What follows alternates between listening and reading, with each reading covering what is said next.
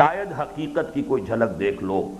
اللہ اکبر، کیا ظلمات بعضها فوق بعض کا گھپ اندھیرا طاری ہے ان ذہنوں پر جو موت اور زندگی کو عدم اور وجود کے ہم معنی سمجھے بیٹھے ہیں۔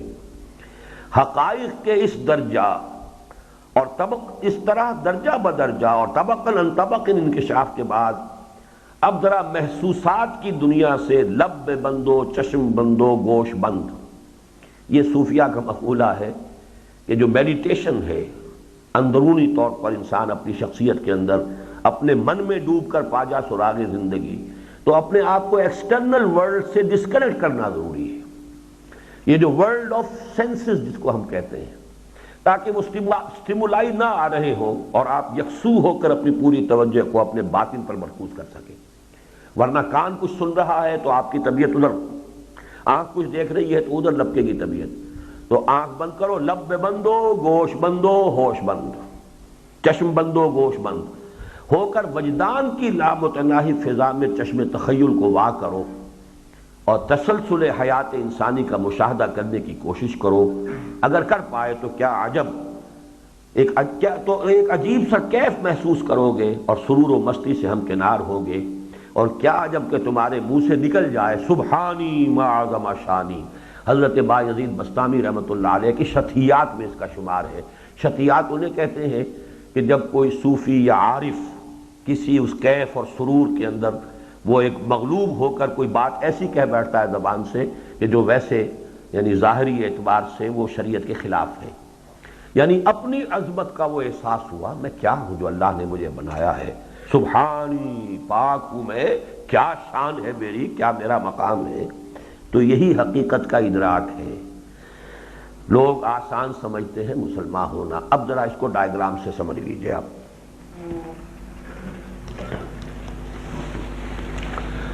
اصل میں تو چاہیے تھے کچھ رنگدار چوک ہے۔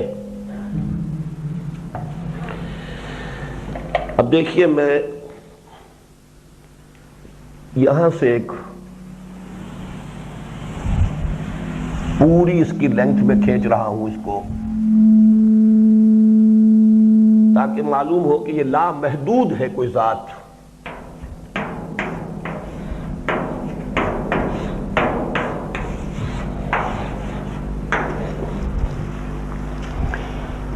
اس ذات سے جو بھی آپ کلمہ کن کہیں صادر ہوا، اور یہاں سے ہماری وہ روح کی تخلیق ہوئی۔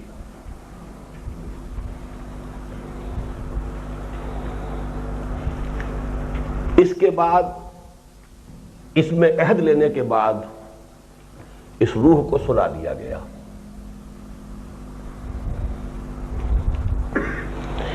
ادھر ذرا یہ سمجھیے کہ زمین ہے،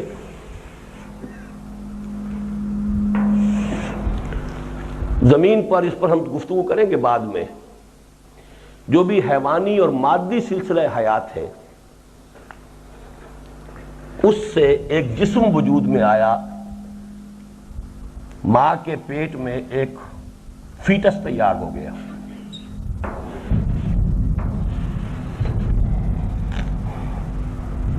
یہ روح اس کے ساتھ لا کر شامل کر دی گئی۔ یہ احیاء ہے، اب احیاء اولا، احیاء اول،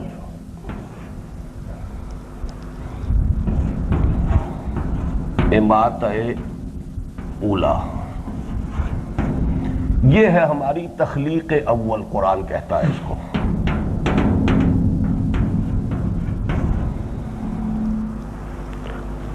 کما خلقناکم اول مرہ، پہلی مرتبہ جب پیدا کیا تھا، پہلی مرتبہ کی ہماری تخلیق صرف ارواح کی حالت میں تھی،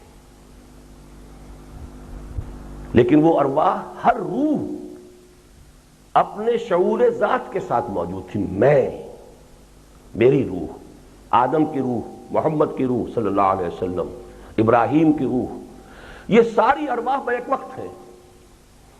اسی لیے کہا گیا الارواح جنود مجندہ، لشکروں کے لشکر تھے، اور ان سب سے عہد لیا گیا الست بربکم قالوا بلی، یہ ہماری حیات اول تھی. اس کے بعد سلا دیا گیا. کولڈ سٹوریج میں وہ ارواح ہیں. یہاں زمینی سلسلے سے جو سلسلہ تخلیق ہے اس سے رحم مادر میں جو فیٹس تیار ہوا ہے، جو حدیث میں آتا ہے 4 مہینے کے بعد، یا کتنے 40 سے 120 دن، 4 مہینے کے بعد جو فرشتہ بھیجا جاتا ہے جو اس کی روح شامل کر دیتا ہے. اب یہ حیات دنیاوی ہے جس میں وہ روح بھی ہے اور یہ جسد بھی ہے. اس کو ذرا موٹا کر دینا چاہیے، نمایاں تو یہی نظر آتا ہے.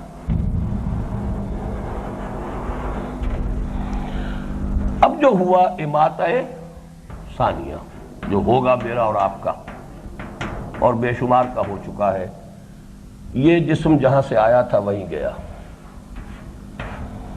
اب پھر صرف روح رہ گئی ہے.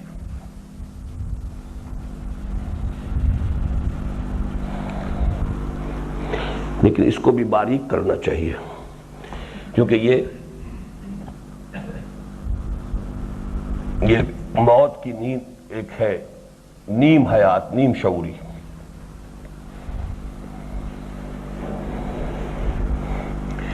پھر احیاء ثانی ہوگا،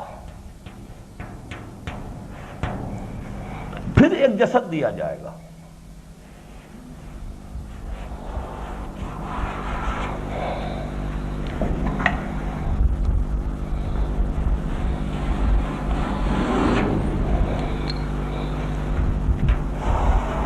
یہ ہے جس کو ہم حیات اخروی کہتے ہیں.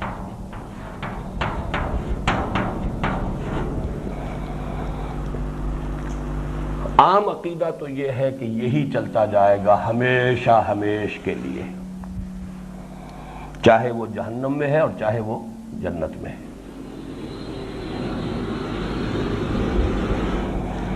لیکن اس میں ایک دوسری رائے بھی ہے. ایک رائے تو میں نے بیان کی ہے کھل کر، اور وہ رائے یہ ہے کہ جہنم ابدی نہیں ہے. ایک وقت آئے گا کہ سزا اپنے اپنے جرائم اور ان کے مابعد اثرات بھی شامل کر کے اس کے مطابق سزا پا کر اور پھر وہ جہنم سے چھٹکارا مل جائے گا، یا یہ کہ معدوم کر دیا جائے گا اگر اس میں کوئی خیر ہے ہی نہیں.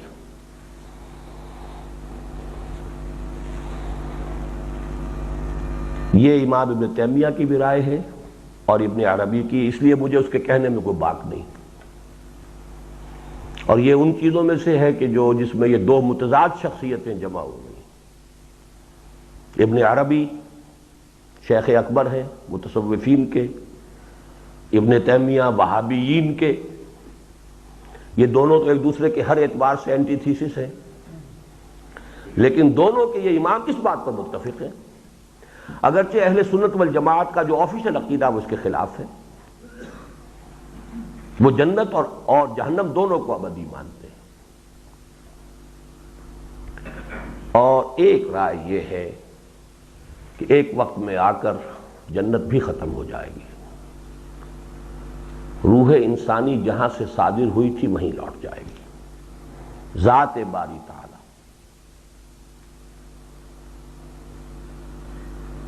یہ ہے ذرا ٹیڑھی کھیر. یہ صرف صوفیہ کا قول ہے، اگرچہ عقلی ہے، منطقی ہے. وہیں سے یہ صادر ہوئی تھی. اس پر ہم گفتگو بعد میں کریں گے. اصل میں جو اگلا ہے، جو ابھی تو ایک حصہ جو اور ہے حقیقت انسان کا، وہ تو تقریباً انہی چیزوں کی ریپیٹیشن آ رہی ہے. لیکن یہ کہ میں اب یہ آپ سے عرض کر رہا ہوں کہ میں اس دوسری رائے کا بھی قائل ہوں. انا للہ و انا الیہ راجعون. عشرت قطرہ ہے دریا میں فنا ہو جانا. روح وہیں سے صادر ہوئی ہے. یہ صادر کا لفظ استعمال کر رہا ہوں میں، اگرچہ تخلیق کا لفظ جو ہے وہ ایک جنرل ٹرم کی حیثیت سے استعمال ہو جاتا ہے، لیکن تکوین یہ اور شے ہے. تخلیق اور شے، عالم امر اور عالم خلق کی بات ابھی کریں گے، یہ دونوں چیزیں ایک دوسرے سے جدا ہیں۔ لیکن ابھی ہم نے یہ سمجھ لیا کہ حیات جو ہے اس آیت کی حد تک، آپ اس بحث کو چھوڑ دیں، اس آیت کی حد تک بھی اب حیات کتنی ہو گئی ہماری؟ جو بھی تخلیق ہوئی ہے جس طریقے سے ہوئی اس کو چھوڑ دیجئے۔ پہلی تخلیق ہماری ہوئی عالم ارواح میں، ارواح انسانیہ کی۔ جی تیسری نہیں، 5 حیاتیں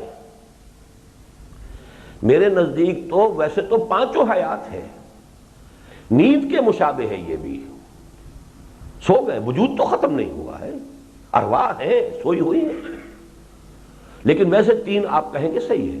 حیات قبل الولادت اسی لیے تو استعمال کیا ہے، اس دنیا میں آنے سے پہلے ایک زندگی ہم گزار کر آئے ہیں، اور اس زندگی میں ہم نے عہد کیا تھا لست بربکم قالوا بلا، کوئی اور توجیہ اس کی ممکن ہی نہیں ہے۔ پھر ہمیں سلا دیا گیا۔ اب قرآن کی آیت یہاں سے چل رہی، کنتم امواتا فاحیاکم ثم یمیتکم ثم یحییکم ثم الیہ ترجعون۔ اچھا، ثم یحییکم اور ثم الیہ ترجعون، اس میں بھی میرے اس تیسرے قول کے لیے دلیل موجود ہے۔ ثم آتا ہے تراخی، بعث بعد الموت یہ ایک مرحلہ ہے، الیہ ترجعون یہ ایک اور اعلیٰ مرحلہ ہے۔ پہنچی وہیں یہ خاک جہاں کا خمیر تھا، بالآخر تو وہیں جانا ہے، ہم وہیں سے آئے ہیں، وہیں ہمیں لوٹ جانا ہے۔ انا للہ و انا الیہ راجعون، اسی کی طرف لوٹ جانے والے۔ آخرت جو ہے وہ بھی، اب دیکھیے عام آدمی اس کو آخرت سے تعبیر کر کے گزر جائے گا، ٹھیک ہے، اور اس کے لیے کافی ہے۔ اصل شے جو ہے انسان کی کردار کی اصلاح جو ہے وہ تو ہو گئی اس سے کہ آخرت کا عقیدہ ہے تو اپنے اعمال کو درست رکھے گا، حق پر قائم رہے گا، ناانصافی نہیں کرے گا، ظلم نہیں کرے گا، حرام خوری نہیں کرے گا، بھئی یہ مطلوب ہے۔ لیکن جو حقیقت نفس الامری، کہاں سے ہم آئے، فلسفہ وجود، جو اگلی بحث ہوگی ہماری مراتب تخلیق اور تنزلات کی، وہ اس سے متعلق ہوگی جس کو میں نے ڈاٹڈ لائنز میں دیا ہے۔ یہ جو ڈاٹڈ لائنز میں یہاں چھوٹا سا آیا ہے، اس کے اندر کیا قیامت مضمر ہے وہ پھر ابھی ہمیں ڈسکس کرنا ہے۔ ذات باری سے، ہستی قدیم سے یہ حادث کائنات کیسے وجود میں آئی، واجب الوجود سے ممکن الوجود کا صدور کیسے ہوا، کن مراحل میں ہو کر ہوا، وہ قدیم ہستی جو بس وہی تھی اور کچھ نہیں، اس سے یہ کائنات، یہ حوادث، یہ حادث کائنات کیسے وجود میں ہے، یہ فلسفے کا مشکل ترین مسئلہ ہے۔ لیکن یہاں ابھی ہم نے گفتگو کی ہے صرف حیات و موت۔ موتیں 2 ہیں، ایک موت اس صرف روحانی ہماری، وہ سلا دیے گئے کولڈ سٹوریج، میں تو کہا کرتا ہوں، پھر ان ارواح کو کولڈ سٹوریج میں رکھ دیا گیا۔ اب زمین پر جو عمل جاری تھا، اس زمین پر عمل جو ہے اس میں تخلیق کا عالم خلق جو ہے اس میں جیسے جیسے پہلا تو یہ ہوا جو آدم کا حیولہ تیار ہوا، آدم کی روح پھونک دی گئی، یہاں سے بات چل رہی ہے۔ اب نسل آدم میں نطفن فی الاسلاب جو چلتے آ رہے ہیں مادی وجود، وہ جیسے ہی رحم مادر میں ایک وجود تیار ہوا، ثم انشأناہ خلقا آخر فتبارک اللہ احسن الخالقین،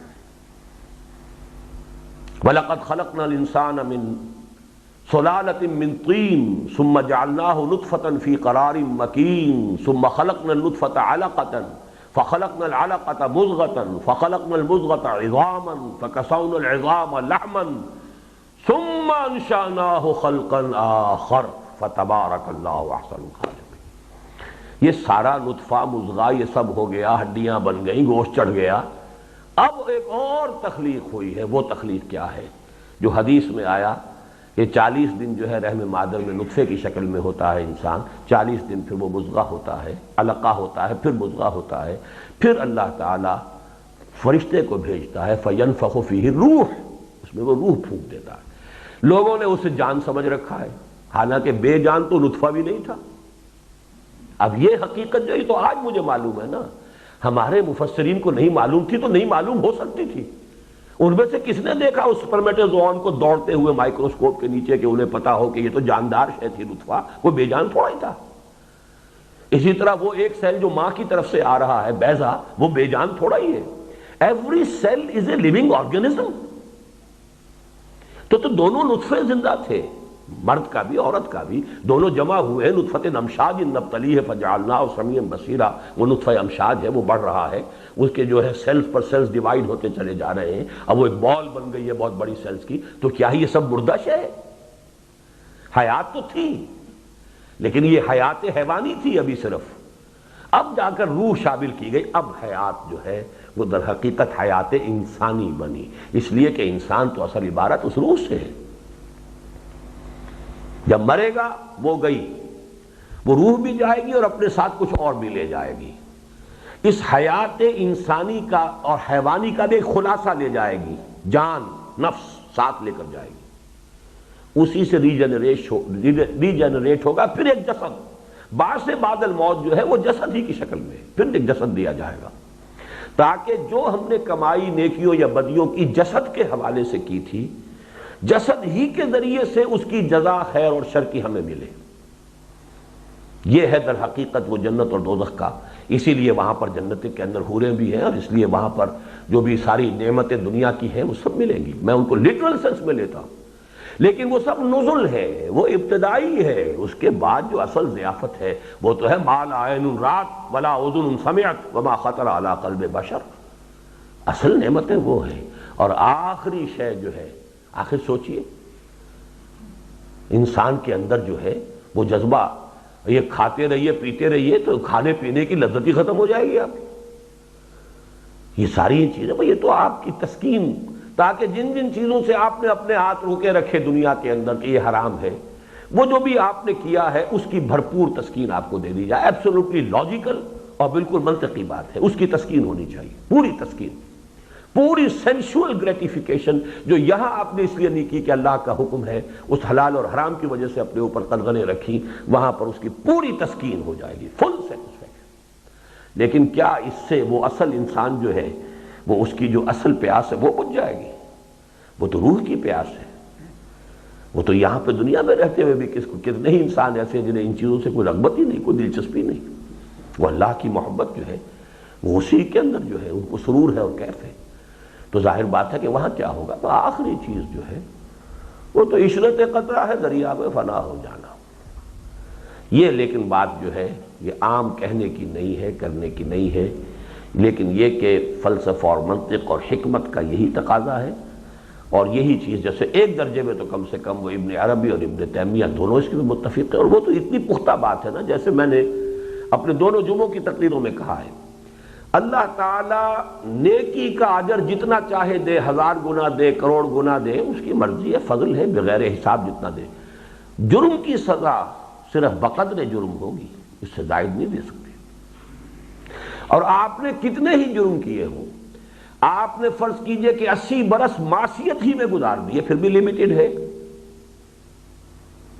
پھر آخری انسان تک بھی اس کے اثرات پہنچ گئے، تب بھی لیمیٹڈ ہے. وہ ایبسولوٹ تو نہیں ہوگا، ان لمیٹڈ تو نہیں ہوگا. تو سزا ان لمیٹڈ کیسے ہو جائے گی؟ کتنی ہی لمبی ہو. اسی لیے قرآن مجید کہیں احقابہ کہتا ہے، کبھی کہتا ما دامت السماوات والارض، جب تک آسمان اور زمین قائم رہیں گے. گویا کہ کوئی وقت ایسا آ سکتا ہے کہ آسمان و زمین یہ نہ رہے، یہ بساط پوری لپیٹ لی جائے جو بساط اللہ تعالیٰ نے بچھائی ہے. یوم نطوی السماء کطی سجل للکتب، یہ تمام خلائیں اور یہ خلا جو ہے یہ بھی اللہ کے داہنے ہاتھ کے اوپر لپٹی ہوئی ہو. اس وقت جا کر یہ سلسلہ بھی ختم ہو جائے گا. پھر یہ ہے جی جسم ثانی بھی یہی بھی ہو سکتا ہے جی، جسم ثانی جو ملنا ہے وہ یہی بھی ہو سکتا ہے. یہ صحیح ہے بالکل. میرے نزدیک احیاء یہی ہونا ہے، حساب کتاب یہی ہونا ہے، میدان حشر یہی ہے، اور ابتدائی نزل بھی یہی ہے. اس لیے کہ جسد تو یہیں سے ملے گا. منہا خلقناکم وفیہا نعیدکم ومنہا نخرجکم تارۃ اخری. اب یہ نخلق جو خلق کس کی ہو رہی؟ جسم خاک سے پیدا کیا گیا، جسم اس میں لوٹایا جائے گا اور جسم دوبارہ اس میں سے نکال لیا جائے گا. تو وہ تو یہیں سے ہونی ہے تخلیق. البتہ روح نہ یہاں کی ہے نہ یہاں سے پیدا کی گئی ہے، وہ کہیں اور کی شے ہے، کہیں اور سے آئی ہے. وہ جہاں سے آئی تھی وہاں لوٹے گی، جسم جہاں سے آیا تھا یہاں لوٹے گا. البتہ یہ کہ پہلے جو جسم دیا گیا ہے وہ تخلیق کے مختلف مراحل گزر کر 9 مہینے ماں کے پیٹ میں، پھر بچپن، لیکن اس کے بعد اللہ کو اس کی قدرت حاصل ہے کہ دفعتاً ایک جسم آپ کو عطا کر دے، وہ یہی ہوگا۔ میدان حشر بھی یہی، اسی لیے عرفات کے میدان کو کہا جاتا ہے اسی کو کھینچا جائے گا۔ اسی لیے یہ خانہ کعبہ کے بارے میں روایات ہے کہ اصل میں حوض کوثر یہی ہے، اس کی معنویت ظاہر ہو جائے گی، اور یہی در حقیقت عرفات کا میدان جو ہے میدان حشر ہے، اس کو کھینچ دیا، اس لیے کہ زمین وَإِذَا الْأَرْضُ مُدَّتْ، جب زمین کو کھینچا جائے گا، سٹریچ کی جائے گی زمین، تو وہ زمین یہیں پر ہوگا، قصہ زمین برسر زمین۔ پھر یہ کہ اوپر کے درجات تو پھر ان کے لیے ہیں جو اس نزول سے آگے گزر جائیں، ان کے لیے، اسی لیے کافروں کے بارے میں آتا ہے ان کے لیے آسمانوں کے دروازے کھولے نہیں جائیں گے۔ کیا آیت ہے اس کے؟ لا تفتح لهم الابواب السماء، کھولے نہیں جائیں گے، وہ کہاں جائیں گے وہاں، وہ تو یہیں کی شے، یہیں مریں گے، یہیں کھپیں گے، یہیں معدوم بھی ہو جائیں گے۔ they'll be incinerated۔ انسنریشن کس کو کہتے ہیں؟ انسنریٹرز ہوتے ہیں کوئی چیزیں ایسی ڈال کے جلا کے راکھ کر دی جائیں، وجود نہ رہے، they are just finished، اس لیے کہ ان میں صرف مادی شے تھی، مادی شے ختم ہوئی، خلاص ہوئی، جلا کے راکھ کر دی۔ البتہ جن میں خیر کا ایلیمنٹ تھا، چاہے تھوڑا سا بھی ہو، ایمان کی رمق تھوڑی سی بھی ہو، وہ اپنے گناہوں کے بقدر سزا پا کر نکل آئیں گے۔ یہ ہمارا عقیدہ ہے، یہ تو اہل سنت والجماعت کا عقیدہ ہے، اس لیے کہ ان کے پاس وہ ایٹرنل ایلیمنٹ ہے، ایمان کا ہے، وہ نکلیں گے، پھر وہ اپنے درجے پا کر وہ پھر چڑھیں گے، اور پھر ان کے جنتیں، ان کے مقامات کہاں کہاں ہوں گے کہ ایک نچلے درجے کا جنتی حدیث میں آیا ہے کہ اوپر والے درجے کے جنتی کو ایسے دیکھے گا جیسے تم زمین پر بیٹھ کے ستاروں کو دیکھتے ہو، وہ پھر اللہ کی قدرت جہاں جہاں لے کر جائے۔ لیکن یہ دل اندر یہ گندگی، یہ جھاڑ جکاٹ، تو یہ تو یہیں پر انسنریٹ کر دیا جائے، جسٹ فنشڈ۔ اس لیے کہ اس میں اسی لیے علامہ اقبال نے لفظ استعمال کیا ہے، لفظ غلط استعمال کر گئے، اس لیے بہت بڑی گمراہی بن گیا۔ ریزریکشن، پچھلے دنوں یہ لکھا تھا انہوں نے، جاوید اقبال نے بھی، اس پر ہمارے ایک ساتھی نے ان پر تنقید بھی کی تھی، پتہ نہیں فیاض میاں صاحب نہیں شامل اس پروگرام میں؟ اچھا، آگے بڑھنے سے پہلے ایک سوال ہے کہ یہ جو جسم ہے ہمارا، یہ جہنم میں متحمل ہوگا؟ یہ آج کل نہیں، اس جسم کا ایسا جسم دیا جائے گا کہ جس پر آگ جلا دے گی فوراً ہی کھال دوبارہ پیدا ہو جائے گی، تاکہ پھر دوبارہ مزہ چکھے۔ گناہ کی سزا دی جانی ہے آپ کے اس شعور کو، جسم کو نہیں، جسم واسطہ ہے۔ گناہ بھی ہاتھ نے تو آپ کے بلکہ خلاف استغاثہ کرنا ہے کہ اس بدبخت نے مجھے غلط کام میں استعمال کیا، اس کا کیا جرم ہے اس غریب ہاتھ کا؟ جرم کرنے والا تو وہ ہے جس کی بڑی پیاری مثال دیتے ہیں کہ اتنی سمجھ تو کتے کو بھی ہے کہ آپ لاٹھی سے اسے مارتے ہیں تو وہ لاٹھی پر نہیں آتا، آپ پر آتا ہے، حملہ کرے گا آپ پر، حالانکہ اسے ضرب لگ رہی ہے لاٹھی سے، اسے پتا ہے لاٹھی کوئی شے نہیں، مارنے والا تو مجھے یہ ہے۔ اسی طریقے سے در حقیقت ہمارا وہ نفس ناطقہ کہہ لیں، یا ہمارا جو اصل وجود ہے، جو انا ہے، مجرم اگر ہے، وہ قسم سیئہ کی ہے یا قسم حسنہ کی، اس نے کی، جسم تو اس کا ذریعہ ہے۔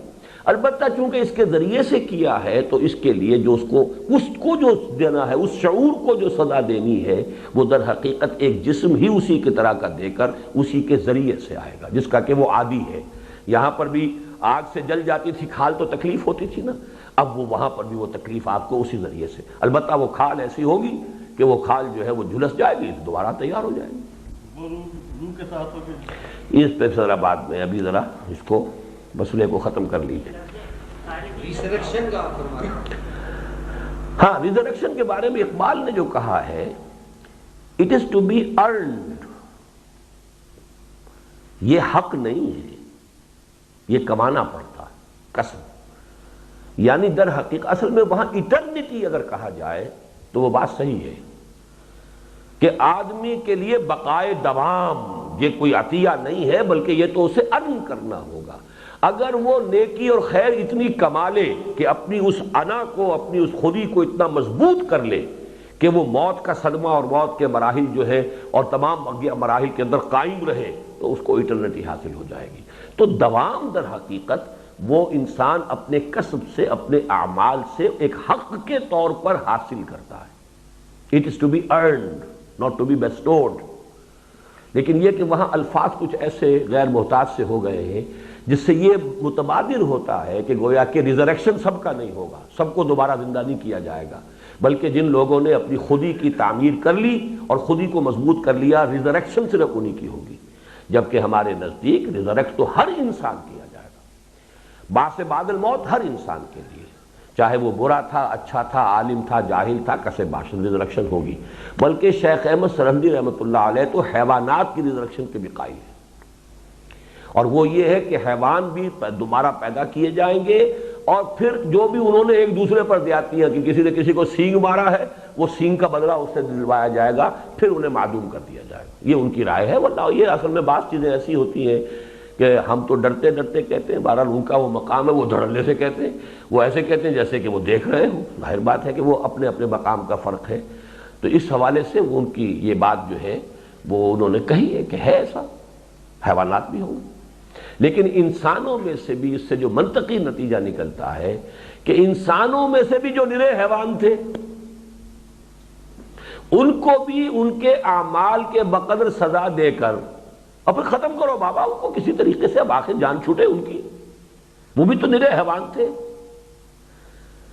یہ بات منطقی ہے، اور یہی بات جو ہے پھر ہمارے ہاں ابن تیمیہ اور ابن عربی دونوں نے مانی ہے، جہنم ابدی نہیں ہے، اور منطقی ہے۔ جب ہم کہتے ہیں کہ لمیٹڈ کی سزا یا جزا تو ان لمیٹڈ ہو سکتی ہے، وہ تو اللہ جتنی چاہے دے کسی کو، اس کا فضل ہے، لیکن سزا وہ تو لمیٹڈ کی لمیٹڈ ہوگی۔ آپ سارے فیکٹرز کاؤنٹ کر لیں، میں جو جرم کر رہا ہوں اس کے اثرات میری اولاد میں پہنچ گئے، ان کے ذریعے سے اور آگے چلے گئے، ان کے ذریعے سے اور آگے چلے گئے، but they have to come to an end. آخر جب قیامت ہوگی سلسلہ ختم ہو جائے گا نا، ہے تو فائنائٹ، انفائنائٹ تو نہیں ہے نا۔ تو آپ سارا حساب کر لیجئے، ساری اس کے اندر جمع جوڑ کر لیجئے، اور اس کی سزا پھر لیکن رہے گی فائنائٹ، انفائنائٹ نہیں ہو سکتی۔ تو اگر وہ قاعدہ صحیح ہے کہ جرم کی سزا تو اس کے مثل ہوگی، اس سے زائد تو نہیں ہو سکتی، تو فائنائٹ کی سزا انفائنائٹ کیسے؟ یہ بات اتنی قوی ہے کہ، لیکن چونکہ یہ بات اگر عام لوگوں کے پاس آ جائے تو وہ پہلے ہی خوف کون سا ہے آخرت کا، وہ جو رہا وہ بھی ختم ہو جائے گا۔ تو اس لیے یہ باتیں عام کہنے کی نہیں ہے، یہ سارے کچھ اپنے ایمان کے دعوے کے باوجود کس کو وہ آخرت کا خوف ہے، وہ اور بات ڈھیلی ہو جائے گی۔ لہذا میں سمجھتا ہوں کہ اہل سنت نے جو بات کہی ہے، اپنے آفیشل عقائد جو مرتب کیے ہیں، اس مصلحت کو پیش نظر رکھا ہے کہ جہنم کے لیے ابدیت، اور یعنی جہنم اور جنت دونوں کے لیے ابدیت، لیکن یہ کہ منطقی اعتبار سے، عقلی اعتبار سے بات جو ثابت ہوتی ہے وہ یہی ہے کہ جہنم تو کم سے کم ابدی نہیں ہو سکتی، جنت ابدی۔ اب وہ جنت کی کیفیات کیا ہوں؟ جب ہم یہ کہتے ہیں کہ مثلا عالم برزخ ہے، تو چاہے کوئی شخص جو ہے وہ مچھلی کے پیٹ کے اندر چلا گیا، کس چیز کو سزا دی جائے گی؟ تو سزا در حقیقت اس جسم کی نہیں ہوتی، وہ شعور ہے، شعور جہاں بھی ہے، قبر میں ہونا کسی کا لازم نہیں ہے، عذاب قبر ہوگا، وہ در حقیقت اس درمیانی عرصے میں جو اس روح کے ساتھ جو نسمہ، جو انسان کی جان، حیوانی وجود کا خلاصہ بھی جو مل کر گیا ہے، اس کو در حقیقت وہ سزا مل رہی ہوگی۔ اور وہ ایسے ہی جیسے خواب میں آپ کو اگر شیر جو ہے آپ پر حملہ کرتا ہے، آپ چیخ پڑتے، تو وہ جو کیفیت ہوئی وہ تو آپ نے محسوس کی ہے۔ سانپ اگر آپ پر حملہ کر رہا ہے تو آپ اس کی آواز آپ کی نکلتی ہے، خوف اور دہشت طاری ہو جاتی ہے، پسینہ آ گیا ہوتا ہے، بالکل اسی، حالانکہ کوئی سانپ موجود نہیں۔ اسی طریقے سے وہ عذاب جو ہے قبر کا ہوگا، اس لیے کہ وہ اصل میں انسان کے شعور کے لیے، اس ادراک باطنی کے ساتھ معاملہ اس کا۔ تو اسی طریقے سے جنت وہ کیفیت ہے، ما لا عین رات ولا اذن سمعت وما خطر علی قلب بشر۔ اس کی آخری بات یہ بھی ہو سکتی ہے اللہ کا قرب، اور قرب کی آخری انتہا اتصال، اس لیے کوئی بعید از قیاس بات نہیں۔ اب آئیے ذرا جلدی سے پڑھ لیں تاکہ اگلا جو مشکل مضمون ہے وہ شام کو ہم لے سکیں، ابھی نہیں۔ حقیقت انسان، منصور کا یہ کہنا کہ خدا ہوں میں ایک انتہا پر، یہ جو شروع میں ہم نے بات پڑھی تھی، اور ڈارون کا یہ بولنا، دیکھیں یہ الفاظ وہ اکبر الہ آبادی نے کتنے خوبصورت الفاظ استعمال کیے ہیں۔ کہا منصور نے خدا ہوں میں، ڈارون بولا بوزنا ہوں میں، تو یہ بولنا جو ہے یہ حیوانیت سے زیادہ قریب ہے۔ ڈارون کا یہ بولنا کہ بوزنا ہوں میں دوسری انتہا پر، لیکن کیا یہ معاملہ ایسا ہی غیر اہم ہے کہ کوئی دوست اسے ہنستے ہوئے یہ کہہ کر ٹال دے کہ فکر ہر کس بقدر ہمت اوست؟ سوال یہ ہے کہ حقیقت یہ ہے یا وہ، اور اگر ان دونوں کے مابین واقع ہوئی ہے تو کہاں، اور اگر یہ دونوں ہی باتیں درست ہیں تو کیسے؟ اب تین سوال ہو گئے، تین امکانات ہیں، یا حقیقت وہ ہے یا یہ ہے، یا انسان خدا ہے اور یا انسان حیوان ہے بوزنا ہے، یا ہو سکتا ہے دونوں کے درمیان کوئی بات ہو تو وہ کیا ہے؟ دونوں صحیح ہے تو کیسے؟ ایاز قدر خود بشناس کو نہ معلوم کیوں ایک تحقیر آمیز تنبیہ ہی کے مفہوم میں لے لیا گیا ہے۔ عام طور پر یہ استعمال ہوتا ہے ایاز قدر خود بشناس، جیسے کسی کو ڈانٹا جا رہا ہو، اپنی قدر پہچانو، تم اپنی حد سے آگے مت تجاوز کرو، تم غلام ہو چاہے میرے محبوب ہو۔ محمود جو ہے بہرحال محبت کرتا تھا، وہ اپنی جگہ ہے، لیکن یہ کہ ہو تو غلام نہ، تو رہو اپنی حدود کے اندر۔ نہ معلوم کیوں ایک تحقیر آمیز تنبیہ ہی کے مفہوم میں لے لیا گیا ہے۔ کیا یہ ممکن نہیں کہ یہ بحیثیت انسان اپنے حقیقی مرتبہ و مقام کو پہچاننے کی مشفقانہ نصیحت ہو؟ ایاس قدر خود بشناس، ایاس اپنی قدر کو پہچانو۔ بقول علامہ اقبال اپنی خودی پہچان او غافل افغان، یا میں نے یہاں کیا ہے غافل انسان، یا بقول بے دل، یہ مصرع میں اب آپ کو رات کو پورا شعر سناؤں گا، اس وقت صرف مصرع سنوں۔ اے بہار نیستی از قدر خود ہوشیار باش۔ عجیب ہے یہ، نیستی وجود ہی نہیں ہے، لیکن انسان اس نیستی کی بہار ہے عدم، اس لیے کہ وہ فلسفہ جو ہے، فلسفہ وجود جسے وحدت الوجود کہتے ہیں، وہ یہ ہے کہ کائنات معدوم ہے، نہیں ہے، ہر چند کہیں کہ ہے، نہیں ہے، صرف ایک ذات اللہ کی ہے حقیقی، باقی کسی شے کا کوئی وجود نہیں۔ ہستی کے مت فریب میں آ جائیو اسد، عالم تمام حلقہ دام خیال ہے۔ یہ جو دام خیال ہے عالم، یہ جو نیست ہے، جو ہست نظر آ رہا ہے، اس کی بہار انسان ہے، اس کا نقطہ عروج، اس کا کلائمیکس انسان ہے۔ اے بہار نیستی از قدر خود ہوشیار باش، اس لیے کہ یا تو یہ مانا جائے کہ محمود و ایاز کی روایتی محبت بس ایک قصہ ہی ہے، یا پھر اس دوسرے امکان ہی کو مانتی بنے گی کہ اصل میں یہ اس کو کہا گیا ہے کہ اپنے مقام کو پہچانو۔ نہ در بازی بہو دل داد محمود، دل محمود را بازی مت اندار۔ محمود نے ایسے صرف کھیل کود میں ہی اپنا دل جو ہے اپنے غلام ایاز کو نہیں دے دیا تھا، محمود کے دل کو کھیل نہ سمجھو۔ ایاز میں کوئی اس نے قدر دیکھی تھی، کوئی شے دیکھی تھی، کوئی اوصاف دیکھے تھے، کوئی اس کے اندر صلاحیتیں دیکھی تھی، تب اس کا گرویدہ ہوا تھا۔ یہ سب مقدمات ہیں اصل مضمون کے لیے۔ سب جانتے ہیں کہ خدا ناشناسی تمام برائیوں کی جڑ اور جملہ گناہوں اور جرائم کی ماں ہے۔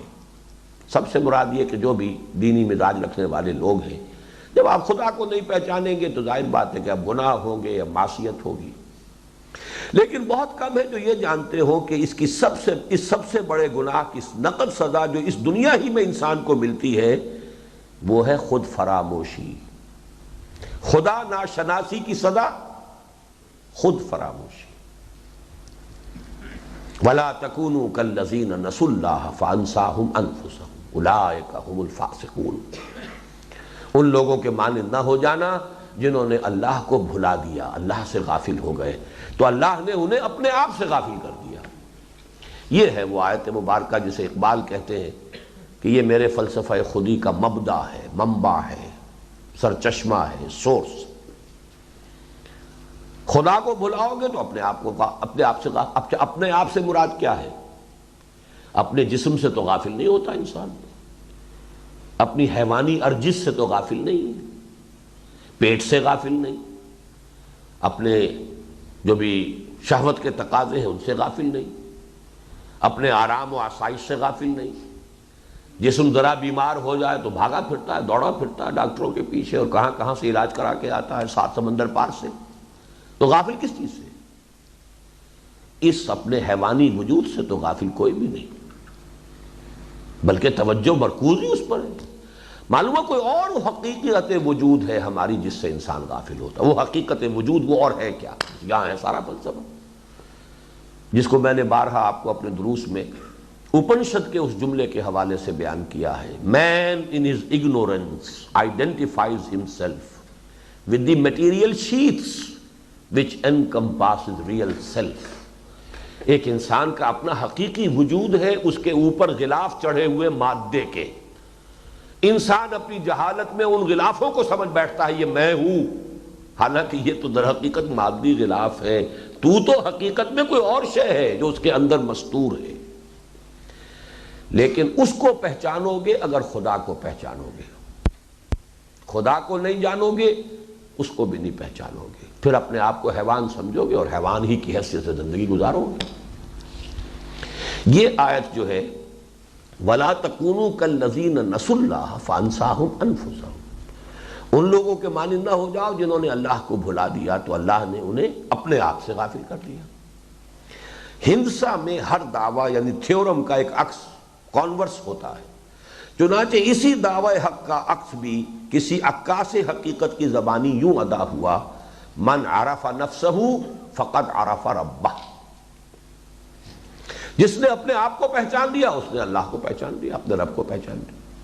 اب میں نے یہاں لفظ استعمال کیا ہے عکاس حقیقت، اس لیے کہ اسے صوفیہ کے ہاں حدیث کے طور پر پیش کیا جاتا ہے، لیکن یہ کہ محدثین اس کی سند کو تسلیم نہیں کرتے، حدیث نہیں مانتے. یہ ایک مقولہ ہے کسی حکیم اور دانا انسان کا. واللہ عالم، میں اس ٹیکنیکل بحث میں اس وقت نہیں پڑھ رہا، اسی لیے میں نے یہاں لفظ حدیث استعمال نہیں کیا. لیکن صوفیہ کے حلقے یہ حدیث ہی کی حیثیت سے بیان ہوتے ہیں. تو کسی عکاس حقیقت نے من عرف نفسہ قد عرف ربہ. یہاں فارسی کے دو اشعار اگر لکھنا چاہے تو لکھ لیں. کرا جوئی چرا درد پیچ و تابی. یہ جو ایک ہمیشہ رہی ہے خدا کی تلاش میں انسان جنگلوں میں مارا مارا پھر رہا ہے، خالق میرے کہاں ہے تو، مجھ کو تیری تلاش ہے. ہم نے 5 برس 6 برس یہی دعا جو ہے، یہ اسکول کی ہماری اوپننگ دعا یہی ہوتی تھی، مجھ کو ہے تیری جستجو، مجھ کو تیری تلاش ہے، خالق میرے کہاں ہے تو، مجھ کو تیری تلاش. تو اس پر دیکھیے کرا جوئی، کس کو تلاش کر رہے ہو؟ چرا در پیچ و تابی، کیوں یہ پیچ و تاب اور یہ کس لیے؟ چہرہ کس لیے؟ چرا اس کو پڑھیں گے چرا در پیچ و تابی کہ او پیداست تو زیر نقابی. وہ اللہ جو ہے وہ تو حویدہ ہے، آیا ہے، ہر جگہ ہے. کہاں تلاش کرنے جنگلوں میں چلے گئے ہو اور غاروں میں بیٹھے ہوئے ہو؟ وہ تو ہر جگہ ہے، آیا ہے. ہوا معکم اینما کنتم نحن اقرب الیہ من حبل الورید.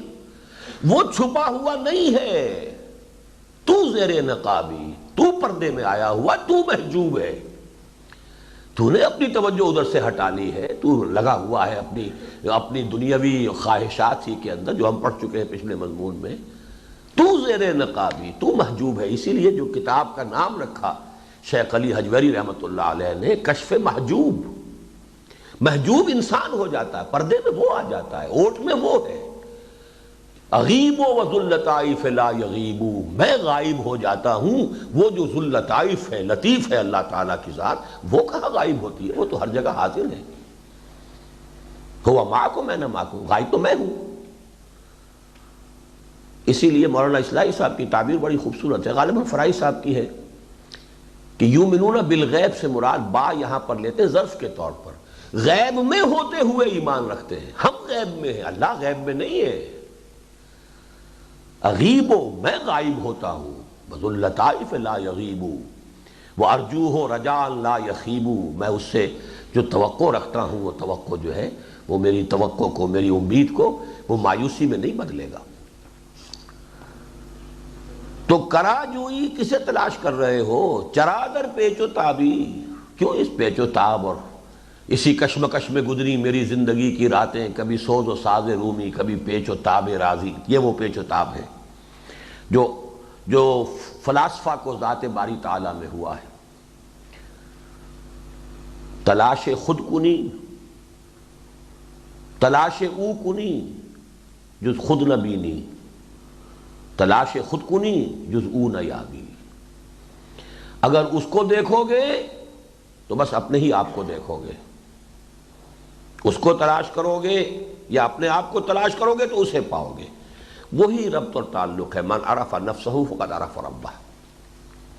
اس لیے کہ روح انسانی اور ذات باری تعالی میں بڑا قرب ہے، بہت قرب ہے، بہت قرب ہے۔ ان دونوں کے اندر ایک بڑا قرب بلکہ صادر ہوئی ہے روح۔ اس پر گفتگو شام کو ہوگی انشاءاللہ۔ اب چلیے، تو کیا واقعی عرفان خیش اور معرفت رب لازم و ملزوم ہے اور حقیقت انسان اور ذات ربانی میں اتنا گہرا اور قریبی تعلق ہے؟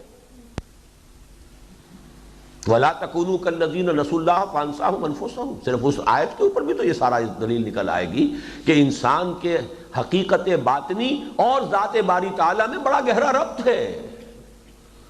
اس کو بھول جاؤ گے تو اپنے آپ سے بھی غافل ہو جاؤ گے۔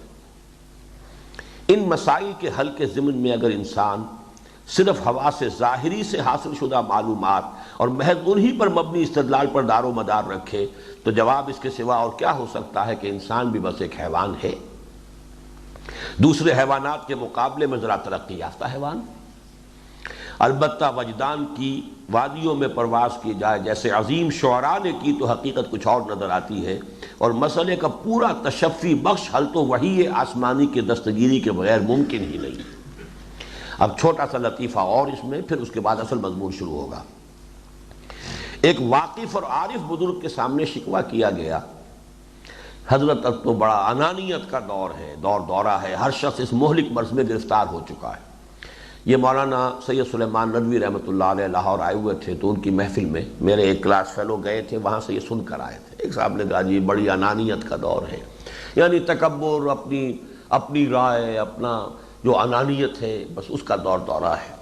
اس پر انہوں نے فرمایا بھائی واقعہ تو یہ ہے کہ انانیت کا دور بھی گزر چکا، اب تو نری نانیت ہی نانیت رہ گئی۔ نانیت نان سے، اب تو روٹی سے اوپر سوچی کوئی نہیں، انانیت تو بڑی اونچی بات ہوتی ہے۔ نانیت ہے اب تو صرف، وہ الف بھی گیا اس میں سے۔ بہرحال اب آگے چلیے، اس میں ہرگز کسی شک و شبہ کی گنجائش نہیں ہے کہ دور حاضر کا سب سے بڑا المیہ یہی ہے کہ آج کا انسان اپنے آپ کو محض ایک حیوان تصور کرتا ہے۔ انسانوں کی عظیم اکثریت تو اپنی عظمت سے بے کلیہ بے خبر اور اپنی حقیقت سے قطعی طور پر لا علم، محض اپنی مادی ضرورتوں اور حیوانی تقاضوں کی تسکین و تکمیل کے لیے دوڑ دھوپ میں مشغول اور مصروف ہے ہی۔ اصحاب دانش و بینش کی واضح اکثریت بھی کائنات کی اصل مادی مان کر اور مادے کو حقیقی قرار دے کر واقعیت پسندی یعنی ریئلزم کی جانب رخ کیے ہوئے ہیں۔ یہ ریئلزم جو ہے یہ در حقیقت فلسفے جو ہے، میٹیریلزم، ریئلزم، لاجیکل پازیٹیوزم وغیرہ، ان سب کے نزدیک مادہ حقیقی ہے، اصل وجود اسی کا ہے۔ یہ ساری کار فرمائی مادے کی۔ یہ تو وہ فلسفے ہیں کہ جو گویا کہ مذہب سے اس سے بالکل ہی منقطع ہیں، ان کا کوئی تعلق مذہب کے ساتھ جڑتا ہی نہیں، حتیٰ کہ جنہیں اس سطح سے ذرا بلند ہونے کی توفیق ملی ہے وہ بھی ذہن، مائنڈ اور روح، سول کی عینیت یا سنویت کی بحث میں الجھ کر رہ گئے۔ یہ جو کارٹیزین ڈوئلزم کہلاتا ہے کہ آیا انسان کا مائنڈ جو ہے وہ اور اس کا سول یہ کوئی دو علیحدہ چیزیں ہیں یا ایک ہی چیز ہے، پھر یہ بھی بحث فلسفے کے اندر بہت ہے۔ یہ صرف پھر ایک اس مسئلے کے انٹروڈکشن کے لیے ذکر ہو رہا ہے۔ اور آج کا انسان جس ذہنی و فکری زولیدگی اور اخلاقی و عملی پستی کا شکار ہو چکا ہے، اس سے نجات کی واحد راہ اپنی عظمت کی بازیافت اور اپنے مقام و مرتبے سے دوبارہ کما حقہ آگاہی کے سوا اور کچھ نہیں۔ گویا علاج اس کا وہی آب نشاط انگیز ہے ساقی، یعنی بقول اقبال اپنی خودی پہچان و غافل انسان، اور بالفاظ بے دل اے بہار نیستی از قدر خود ہوشیار باش۔ حقیقت یہ ہے کہ انسان ایک مرکب وجود کا حامل ہے۔ بقول سعدی آدمی زیادہ طرفہ معجون است از فرشتہ سرشتہ وز حیوان۔ اب یہاں گویا کہ وہ بات آئے گی کہ دونوں باتیں صحیح ہیں، انسان ایک حیوان بھی ہے، بوزنا بھی ہے، اور انسان کا وہ ایلیمنٹ بھی ہے کہ جس کے نشے میں سرشار ہو کر انا الحق کہہ دیا گیا، یا جس کو ہم یوں کہیں گے کہ اس کا ایک ایلیمنٹ وہ بھی ہے جو اللہ کی ذات کے ساتھ بہت قریبی تعلق رکھتا ہے۔ خدا نہیں ہے،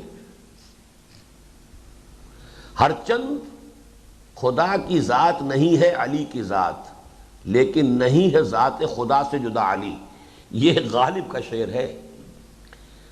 ہر چند خدا کی ذات نہیں ہے علی کی ذات، یہ تو کفر ہو جائے گا، لیکن نہیں ہے ذات خدا سے جدا علی۔ ہے قرب کو اتنا ہے، اب وہ تو اس نے تو جدا ہونے سے انکار کر دیا، ہم جدا تو مانتے ہیں، لیکن یہ کہ ایک قرب ہے اس لیے، اور وہ صرف علی کا نہیں ہے، وہ تو ہر انسان کا ہے۔ یہ دوسری بات ہے کہ ڈورمنٹ ہو، سویا ہوا ہو، آپ کو شعور نہیں ہے، لیکن جب تک وہ روح ربانی آپ میں موجود ہے وہ قریبی تعلق آپ کا ہے۔ اس کا ایک جز، یہاں ذرا چند چیزیں بڑی آ رہی ہیں خوبصورتی کے ساتھ، انہیں یاد کرنے کی ضرورت ہے۔ اس کا ایک جزو احسن تقویم کا مظہر اتم ہے، تو دوسرا اسفل سافلین کا مصداق کامل، یعنی وہ اصل میں سورۃ التین میں تو یہ کہ پورا انسان وہ اس کی تخلیق ہوئی ہے احسن تقویم پر، پھر وہ گرا دیا گیا اسفل سافلین۔ یہاں اس کو ذرا مختلف انداز میں کہا گیا، اسی انسان کا ایک جز ہے کہ جو، یا ایک پہلو ہے اس کی شخصیت کا جو احسن تقویم کا مظہر ہے، اور اسی کے اندر ایک دوسرا پہلو بھی موجود ہے کہ جو اسفل سافلین کا مصداق کامل ہے۔ فرق یہ ہے اگر آپ کی توجہ اس رخ پر ہے آپ بحیثیت مجموعی اسی کے حکم میں آ جائیں گے، اور اگر آپ کی ساری توجہ نچلے والے پر ہے آپ بحیثیت مجموعی اس کے حکم میں آ جائیں گے۔ لیکن یہ دونوں چیزیں بیک وقت انسان کے وجود کے اندر پائی جاتی ہیں۔ ایک کا تعلق عالم امر سے ہے تو دوسرے کا عالم خلق سے۔ اس کو ذرا اچھی طرح نوٹ کر لیجئے، الا لہ الخلق والامر، سورہ اعراف کی آیت نمبر 54۔ یہ اس اعتبار سے بہت اہم ہے کہ ہمارے فکر اور فلسفے کا کافی بڑا جو حصہ ہے اب آگے جو چلنے والا حکمت کا، اس کا دار و مدار اس پر ہے۔ دو عالم ہے یہ، عالم امر، عالم خلق۔ اب یہاں وہی فارمولہ اپلائی کیجئے۔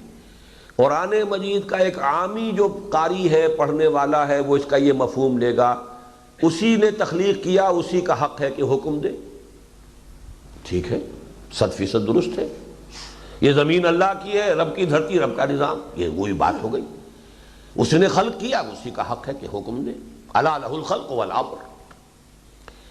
لیکن جب آپ اس کی گہرائی میں اتریں گے، یہ الفاظ جو منتخب کیے گئے ہیں اور پھر جو قرآن مجید میں استعمالات آتے ہیں امر کے، خلق کے، پھر ان میں جو فرق آتا ہے تو اس سے معلوم ہوگا کہ یہ تو دو کیٹیگریز ہیں، ایک عالم خلق ہے، ایک عالم امر ہے۔ یہ بعد میں جا کر کھلے گی، میں نے صرف اس کا اشارہ کیا ہے کہ اس کو اچھی طرح گرا باندھ لیجیے۔ ایک خاکی ہے تو دوسرا نوری۔ ایک دنی اتباع ہے، دنی پست، قریب، دنی ویسے تو اصل میں اس کے معنی ہوئے قریب، تو زمین کے قریب ہے، دنی اتباع ہے، اور ہمتن ہمہ وقت پستی کی طرف مائل ہے۔ تو دوسرا قدسی الاصل ہے اور ہمیشہ رفعت پر نظر رکھنے والا۔ یہ اقبال کا جواب شکوہ کا جو شعر ہے، قدسی الاصل ہے رفعت پہ نظر رکھتی ہے، دل سے جو بات نکلتی ہے اثر رکھتی ہے، پر نہیں طاقت پرواز مگر رکھتی ہے۔ قدسی الاصل ہے رفعت پہ نظر رکھتی ہے۔ اس کا جو عربی ترجمہ کیا گیا، اس کو جو ام کلثوم نے پھر اس کو گایا ہے، جو وہاں کی ملکہ ترنم تھیں، تو حدیث الروح کا لفظ آیا اس میں، دل کی بات، حدیث الروح، روح کی بات۔ بہرحال وہ اس اعتبار سے صحیح ہے کہ دل کا جو اصل معاملہ ہے، جس کو قرآن مجید قلب سے زیادہ تعبیر کرتا ہے، وہ حقیقت میں روح کا معاملہ ہے۔ ایک حیوانات کی صف میں ہے، اور ان میں سے بھی بہت سو کے مقابلے میں مختلف اعتبارات سے ہیچ و کمتر اور ضعیف و ناتواں۔ ظاہر بات ہے حیوان ہونے کے ناطے شیر کے مقابلے میں، ہاتھی کے مقابلے میں، یا سماعت جو ہے بہت سے حیوانات کی ہم سے کتنی زیادہ ہے، بصارت کتنی تیز ہے، اندھیرے میں دیکھیں کتنی دور تک ان کی نگاہ جا رہی ہے، تو ہم تو حیوانی اعتبار سے تو بہت سو سے نیچے، بہت سو سے نیچے، بہت سو سے نیچے۔ اور دوسرا ملائکہ کا ہم پلہ ہے، بلکہ مقام اور مرتبے میں ان سے بھی کہیں اعلیٰ و افضل، حتیٰ کہ ان کا مسجود اور مخدوم۔ ملائکہ ہمارے خادم ہیں۔ قرآن مجید تذکرہ کرتا ہے، یرسل علیکم حفظا، وہ فرشتے میرے باڈی گارڈ کی حیثیت سے اللہ تعالیٰ کی طرف سے معمور ہیں، تمہارے حفاظت کرنے والے فرشتے بھیجا رہتا ہے، تو مخدوم ہیں ہمارے، ہم مخدوم ہیں ان کے، اور مسجود ملائک۔ یہ ذرا اب آپ نے کنٹراسٹ کو اچھی طرح نمایاں کر لیجئے، ایک عبارت ہے اس کے وجود حیوانی سے، تو دوسرا مظہر ہے اس کی روح، اس روح ربانی کا جو اس میں پھونکی گئی اور جس کی بنیاد پر وہ مسجود ملائک قرار پایا، بفحوائے الفاظ قرآنی، فَإِذَا سَوَّيْتُهُ وَنَفَخْتُ فِيهِ مِن رُوحِي فَقَعُوا لَهُ سَاجِدِينَ۔ یہ بڑی عظیم آیت ہے، اور یہ ان آیات میں سے چند آیات ایسی ہیں جو قرآن مجید میں ایگزیکٹلی انہی الفاظ کے ساتھ ریپیٹ ہوئی ہوں۔ مضامین دو دو مرتبہ آنا یہ ایک علیحدہ بات ہے، ایگزیکٹلی انہی الفاظ میں آیات کا ریپیٹ ہونا یہ چند کا معاملہ ہوگا صرف۔ جیسے دو ہی مرتبہ هو الذی ارسل رسولہ بالہدی ودین الحق لیظہرہ علی الدین کلہ ولو کرہ المشرکون، پوری آیت دو ہی مرتبہ آئی ہے، تیسری مرتبہ اس کا صرف ایک بڑا جز آیا ہے، دو ہی مرتبہ۔ اسی طرح یا ایھا النبی یا جاہد الکفار والمنافقین واغلظ علیہم ومأواہم جہنم وبئس المصیر، ایگزیکٹ آیت انہی الفاظ کے ساتھ دو مرتبہ۔ اسی طرح کی یہ ہے فَإِذَا سَوَّيْتُهُ وَنَفَخْتُ فِيهِ مِن رُوحِي فَقَعُوا لَهُ سَاجِدِينَ۔ تو جب میں اس کا تسویہ کر لوں، تخلیق مکمل کر لوں، اصل میں تو اسی آیت کو ہمیں سمجھنا ہے آگے چل کر، اور اس میں اپنی روح میں سے پھونک دوں تو گر پڑنا اس کے سامنے سجدے، فقعوا گر پڑنا، وقع یقع گرنا پڑنا۔ لیکن اس میں اصل مسئلہ کیا ہے؟ مسجود ملائک وجود حیوانی نہیں ہے، وہ روح ربانی ہے جو اس میں پھونکی گئی۔ فَإِذَا سَوَّيْتُهُ وَنَفَخْتُ فِيهِ مِن رُوحِي فَقَعُوا لَهُ سَاجِدِينَ۔ تو اب ذرا نوٹ کیجئے، ریورس آرڈر میں چلیے۔ انسان کا وجود مرکب ہے، ایک حیوانی وجود ہے، ایک روح ربانی سے عبارت ہے اس کا روحانی وجود، ایک کا تعلق عالم امر سے ہے، ایک کا عالم خلق سے ہے، ایک کی توجہ عالم بالا کی طرف ہے، قدسی الاصل ہے، رفعت پہ نظر رکھتی ہے، ایک خاکی الاصل ہے، پستی پر نگاہ جمائے ہوئے ہے، ایک احسن تقویم کا مظہر ہے، ایک اسفل سافلین سے تعبیر کیا جائے گا، ایک خاکی ہے، ایک نوری ہے، ایک حیوانات کی صف میں ہے اور ان میں سے بھی بہت سو سے کمزور اور ضعیف، دوسری ملائکہ کی ہم پلہ ہے، بلکہ ہم پلہ ہی نہیں، ان کی مسجود و مخدوم۔ اب اصحاب دانش و بینش میں سے جن کی نگاہ نظر اپنے وجود کے علوی جزو پر جم کر رہ گئی اور وہ اس کی عظمت و رفعت کے مشاہدے میں محو ہو کر رہ گئے، ان میں سے کوئی حیران ہو کر پکار اٹھا سبحانی ما اعظم شانی، کسی نے جذب و مستی کے عالم میں نعرہ لگایا انا الحق، اور کوئی کیف و سرور سے سرشار ہو کر کہہ بیٹھا لیس فی جبتی الا اللہ، میرے اس جبے کے اندر بھی اللہ کے سوا کچھ نہیں ہے۔ اور جن کی نگاہ تحقیق و تفتیش انسان کے وجود حیوانی ہی پر مرتکز رہی اور وہ اسی کے بارے میں بحث و تمہیز اور اسی کے متعلق تفحص و تعمق میں گم ہو کر رہ گئے، انہیں اس کا تعلق لامحالہ بندروں، بنمانسوں اور گوریلوں ہی سے جوڑتے بنی۔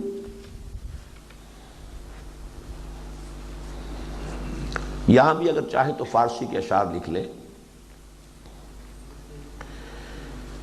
گر در دلے تو گل گزرد گل باشی، اگر تمہارے دل میں پھولوں ہی کا، گلاب کے پھولوں ہی کا تصور رہے تو تم خود پھول بن جاؤ گے۔ گر در دلے تو گل گزرد گل باشی، ور بلبلے بے قرار بلبل باشی، اگر تمہارا تصور جو ہے میڈیٹیشن، ارتکاز بلبل پر ہے، تم خود بلبل بن جاؤ گے۔ تو جزوی و حق کل است، تم تو جزوی ہو، محدود وجود کے حامل ہو، اور حق ذات حق باری تعالی کل۔ گر روز چند، اگر چند روز اندیشہ کل پیش کنی کل باشی، اگر اللہ کے ساتھ لو لگاؤ گے اور مراقبہ کرو گے اور اس کے ساتھ اپنا تعلق جوڑو، تم بھی کل بن جاؤ گے۔ یہ خطرناک ہے 34واں مصرع جو ہے، اس لیے اس کو ابھی ذرا آگے احتیاط سے بڑھیے۔ میں نے یہ شعر کیوں لکھا ہے کہ جن کی توجہ رہی اپنے روحانی وجود، اپنی عظمت کے پہلو پر، وہ بس کہہ بیٹھے کہ ہم سبحانی معظم شانی، یہ شطحیات کہلاتی ہیں۔ اور یہ صوفیہ کسی اپنے اس کیف میں، اس میں جذب کے عالم میں کہہ دیتے ہیں، لیکن جب اس جذب سے صحو میں آتے ہیں تو پھر وہ اس کا نفی کرتے ہیں، نہیں یہ بات کیسے نکل گئی ہے، نگاہیں وہ جو بھی نکل جاتی ہے جس کے منہ سے سچی بات مستی میں، یہ ہے تو سچی باتیں لیکن یہ کہنے کی نہیں ہوتی، لیکن جو صحو میں آ کر بھی اس پر قائم رہے وہ ہے یہ منصور، وہ قائم رہا، ڈٹا رہا علی الحق پر، اسے پھانسی چڑھنا پڑا۔ اس لیے ظاہر بات ہے کہ کفر ہے۔ اللہ اللہ ہے، تم ہو۔ یہاں تو سنویت کے بغیر گزارا نہیں، شریعت طریقت دونوں سنویت کے اوپر ان کا سارا معاملہ ہے۔ ایک ساجد ہے، ایک مسجود ہے، ایک عابد ہے، ایک معبود ہے، سنویت ہو گئی کہ نہیں ہوئی؟ وحدت کے اوپر تو معاملہ، یہ سارا دین جو ہے، یہ ساری شریعت، ساری طریقت کی بساط الٹ جاتی ہے۔ اس حوالے سے شریعت و طریقت دونوں میں سنویت پر ہے۔ اس پر جو ڈاکٹر برہان الدین فاروقی، برہان احمد فاروقی کی کتاب ہے، یعنی مجدد کانسیپٹ آف توحید، وہ بہت اونچی کتاب ہے، اس میں کوئی شک نہیں، اگرچہ مجھے اس کے آخری نتیجے سے اختلاف ہے، میں وحدت الوجود کا قائل ہوں، وہ اس کی نفی پہ انہوں نے کتاب لکھی ہے اور زبردست لکھی ہے، تو میں لیکن یہ کہ کتاب بہت مدلل، بڑا یعنی اس کا لاجیکل اس کا ہے سیکوینس۔ علامہ اقبال نے بھی اس کی بہت تعریف کی تھی، علامہ اقبال کی زندگی میں انہوں نے ڈاکٹریٹ کا تھیسس لکھا تھا اصل میں۔ بہرحال یہ جب آپ صحو میں اور اپنے شعور کے اندر بھی اگر یہ بات کہیں گے ان الحق، تو آپ واجب القتل ہو جائیں گے، یہ کفر ہے۔ ویسے یہ کہ شطحیات ہے، کسی وقت آپ نے کہی اس کے بعد رجوع کر لیا، تو پھر یہ کہ شریعت کے حکم میں تو آپ جو ہے وہ گردن زدنی نہیں بنیں گے۔ گویا حقیقت انسان کے ضمن میں متذکرہ صدر متضاد آرا جزوی طور پر اپنی اپنی جگہ صحیح بھی ہیں اور کلی اعتبار سے غلط بھی۔ اگر آپ اسے کل کہیں گے تو وہ بات بھی غلط ہے کہ خدا ہوں میں، اور وہ بات بھی غلط ہے کہ بوزنا ہوں میں۔ جزوی اعتبار سے دونوں باتیں صحیح ہیں کہ انسان میں ایک حیوان بھی ہے اور انسان میں فرشتہ بھی ہے، اور فرشتہ ظاہر بات ہے کہ اللہ تعالیٰ کے ساتھ بڑا قرب رکھتا ہے۔ روح انسانی اس درجے کی شے ہے جسے اللہ کی ذات سے انتہائی قرب حاصل ہے، جبکہ جسم انسانی حیوانات کی صف میں ہے۔ آدمی زیادہ طرفہ معجونس از فرشتہ سرشتہ وز حیوان، یہ انسان جو ہے یہ ایک عجیب معجون مرکب ہے، دو اجزاء سے ملا ہوا ہے۔ سرشتن کہتے ہیں گوندنا، سرشتن، از فرشتہ سرشتہ وز حیوان، یہ دو چیزیں اس میں گندھی ہوئی ہیں، اس میں فرشتہ بھی موجود ہے اور اس میں ایک حیوان بھی موجود ہے۔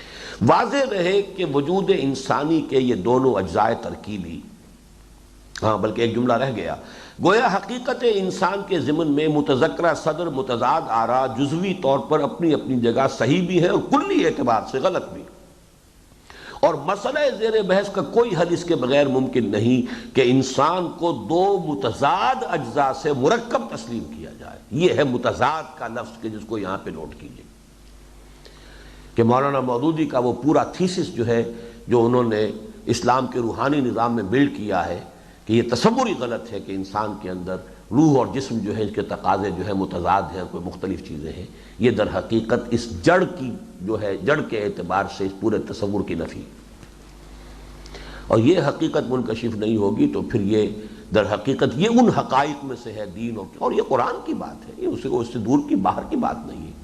اس حقیقت کو نہیں سمجھیں گے تو واقعہ یہ ہے کہ پھر یہ دین جو ہے اس کا فکر جو اس پر بلڈ اپ ہوگا وہ یک رخا ہوگا، اس کی ایک آنکھ کھلی ہوگی دوسری آنکھ بند ہوگی۔ واضح رہے کہ وجود انسانی کے یہ دونوں اجزاء ترکیبی ایک دوسرے سے بالکل آزاد اور اپنی اپنی جگہ کامل اور ہر اعتبار سے خود مکتفی ہونے کے باوصف غائب درجے متصل ہی نہیں باہم دیگر پیوست بھی ہیں۔ اب ان دونوں چیزوں کو نوٹ کیجئے، دونوں علیحدہ ہیں، روح کا علیحدہ وجود تھا، ہمارے جسم کی وجہ سے روح نہیں ہے، بلکہ بڑا پیارا شعر ہے، پے کر از ما ہست شد میں ما ازوں، یہ مولانا روم، یہ پیکر میری وجہ سے وجود میں آیا، میں اس کی وجہ سے نہیں ہوں، میں تو بہت قدیم ہوں، میری تخلیق تو تب ہوئی ہے، وہ تو ابھی میں اب شام کو جو مضمون پڑھنے والا ہوں کہ وہ تو وہ عالم امر، عالم ارواح تو اولین شے ہے جو اللہ تعالیٰ نے تخلیق کی ہے، جبکہ ابھی کوئی شے نہیں تھی، نہ آسمان نہ زمین نہ سورج نہ تارے نہ چاند، کچھ بھی نہیں تھا، قطن نہیں۔ تو عالم امر تو وہ شے ہے، ہمارا تعلق اس سے ہے۔ تو پے کر یہ جسم، یہ وجود حیوانی، ازما ہست شد نعما ازو، بعد ازما مست شد نعما ازو، یہ شراب ہے جو میری وجہ سے اس کے اندر سکر اور نشہ پیدا ہوتا ہے، میں شراب سے نشے میں نہیں آتا۔ شراب پتھر پر ڈال دیجئے اس پہ نشہ پیدا ہو جائے گا، تو میں ہوں کہ شراب کے اندر نشہ میری وجہ سے۔ اب یہ شاعری ہے، یہ استعارہ ہے، بعد ازما مست شد نعما ازو، بات جو اصل کہنے کی ہے پے کر ازما مست شد نعما ازو، پے کر ازما ہست شد نعما ازو، تو اصل میں میرا وجود تو روح بالکل علیحدہ ہے، مستقل وجود ہے، جسم ہو نہ ہو۔ وہ حیوانی وجود جو کہ ماں کے پیٹ میں تیار ہوا تھا چوتھے مہینے حمل کے، وہ ایک علیحدہ وجود ہے، روح علیحدہ ہے، وہ فرشتہ عالم بالا سے لے کر آ رہا ہے، وہ اس کے ساتھ شامل کر رہا ہے۔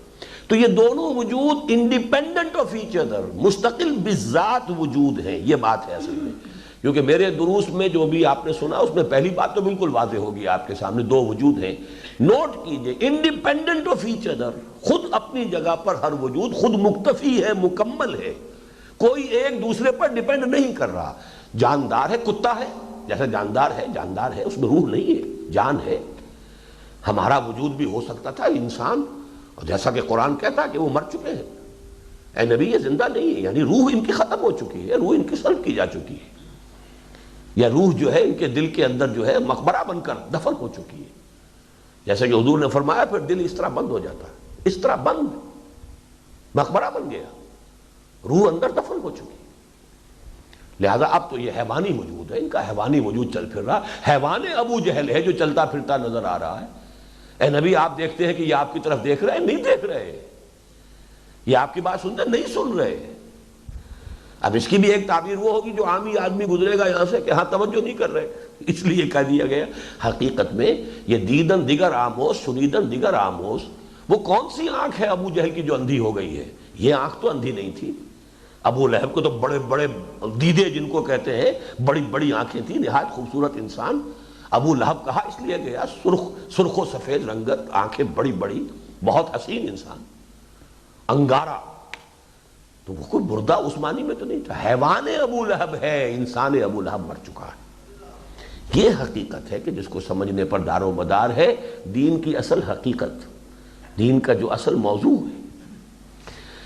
تو پہلی بات یہ سمجھیے کہ یہ دونوں absolutely independent of each other اپنی ایگزسٹنس رکھتے ہیں، لیکن اس طرح باہم پیوست بھی ہے کہ جڑ کر ایک ہو گئے۔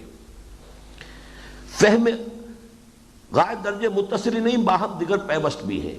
فہم انسانی کے عظیم ترین مغالطوں میں سے ایک یہ بھی ہے کہ روح انسانی کو جان کے ہم معنی سمجھ لیا گیا ہے، حالانکہ جان یا زندگی، لائف تو انسان کے وجود حیوانی کا جزو لا ینفک ہے، اور روح انسانی اپنا جداگانہ اور مستقل بذات وجود رکھتے ہوئے اس وجود حیوانی کے ساتھ اتصال بے تکیف بے قیاس کے رشتے میں منسلک ہے۔ یہ غالباً یہ بھی یہاں رومی کا شعر ہے، اتصال بے تکیف بے قیاس، یہ کیا معنی ہوئے؟ تکیف کیا معنی؟ کیفیت سے، یہ باب تفاعل ہے، تکیف کیف سے، یعنی کیسا اتصال ہے یہ ہم نہیں جان سکتے، اس اتصال کو کسی دوسری مثال پر قیاس بھی نہیں کر سکتے، بے قیاس۔ نہیں، قیاس یہ ہوتا ہے کہ کوئی اور مثال ہو، آپ نے اس پر قیاس کر لیا، اس کو مثال سے تمثیل سے سمجھ لیا۔ اتصال ایسا ہے، ہست رب الناس را با جان ناس، اللہ جو رب ہے انسانوں کا، انسانوں کی جان کے ساتھ اس کا اتصال ہے، لیکن یہ اتصال کیسا ہے؟ بے تکیف بے قیاس۔ We can't explain it، اس کی وضاحت نہیں کر سکتے، اس کی کوئی مثال پیش نہیں کر سکتے، اس کی کیفیت کو نہیں جانتے، اور یہ معاملہ ہر معاملے کے اندر ہے۔ ہم کہتے ہیں اللہ کا ہاتھ ہے، ہم اس کی کیفیت نہیں جانتے، اللہ نزول فرماتا ہے، کیفیت نہیں جانتے۔ وہ ایک ہے، قرآن کہتا ہے اللہ نزول فرماتا ہے، یا حدیث میں آیا اللہ نزول فرماتا ہے، تو ہے واقعہ، تکیف نہیں، یہ کیف ہم نہیں جانتے، کیفیت ہم نہیں جانتے۔ اسی طریقے سے اتصال بے تکیف بے قیاس، ہست رب الناس را با جاد ناس، میں نے وہی لفظ استعمال کیے ہیں کہ روح انسانی کا اتصال بھی انسان کے حیوانی وجود سے اتصال ہے، لیکن بے تکیف بے قیاس ہے۔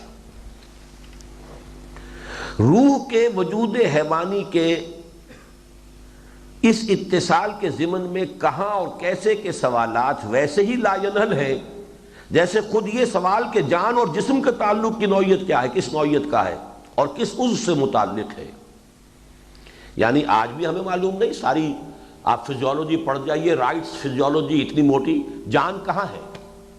جان کوئی شے ہے نا، وہ نکل گئی تو جسم جو ہے تھوڑی دیر میں جو ہے متعفن ہو جائے گا، جلدی سے اسے گڑھے میں اتار دینے ہی میں عافیت ہے۔ وہ جان کس بلا کا نام ہے آج تک ہمیں معلوم نہیں۔ جان انسان کے کس جزء سے متعلق ہے کچھ پتہ نہیں، دل سے متعلق ہے، دماغ سے متعلق ہے، خون سے متعلق ہے، اور بہت زیادہ انالیسس ہوا تھا تو بس وہ آسموسس جو ہوتا ہے، وہ جو در حقیقت وہ اصل جان کی تو بنیاد وہ ہے کہ وہ خون کی شریانوں کے اندر سے وہ جو چیزیں نکل کر انسان کے سیلز کے اندر غذا پہنچا رہے ہیں۔ سوال یہ کہ اصل جان ہے کہاں؟ بلکہ میں تو جیسا کہ آپ نے میرے دروس میں سنا ہوگا، آج تک ہمیں یہ پتہ نہیں نیند کیسے آتی انسان کو۔ کوئی سوئچ کہیں ہے اور محسوس کرتے ہیں ہم، سوئچ ہوتا ہے باقاعدہ، ایسے معلوم ہے جیسے ایک دم سوئچ آف ہو گیا، لائٹ آف ہو گئی، سو گئے، سوئچ آن ہو گیا۔ بھئی سوئچ ہے کہاں جسم میں؟ پوری آپ ڈسیکشن کر لیجئے، وہ سوئچ کہیں ہے ہی نہیں۔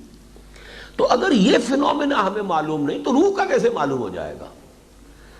اس پر بڑا خوبصورت شعر ہے یہ، جان نہاں در جسم او در جان نہاں۔ اب یہ او کا لفظ یہاں ذو معنیین ہے، او اللہ کے لیے بھی ہو سکتا ہے، او روح کے لیے بھی ہو سکتا ہے۔